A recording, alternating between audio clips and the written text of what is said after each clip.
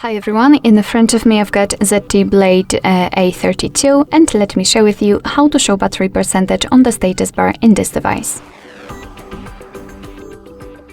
So if you've got only the battery indicator and if you want to have the exact percentage of the usage of the battery, simply enter the settings and here we have to find the battery section, so let's tap.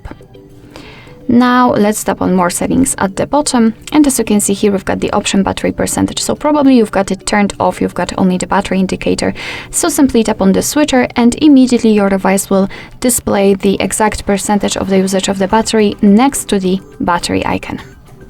Alright, so that will be all. Thank you so much for watching. I hope that this video was helpful, and if it was, please hit the subscribe button and leave the thumbs up.